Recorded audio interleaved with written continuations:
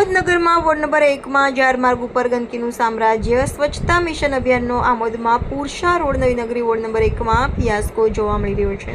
વાહન ચાલકો પણ પોતાનો અને ગાયનો બચાવવા જીવના જોખમે મુસાફરી કરવા બની રહ્યા છે મજબૂર. વોર્ડ નંબર 1માં રેગ્યુલર ડોર ટુ ડોર ફરતું ટેમ્પો ના આવતા રહીશો જાહેર માર્ગ ઉપર કચરો નાખવા બન્યા મજબૂર. નેશનલ હાઈવે 64ના સર્વિસ રોડ ઉપર મોટી દુર્ઘટના સર્જાઈ તો જવાબદાર કોણ?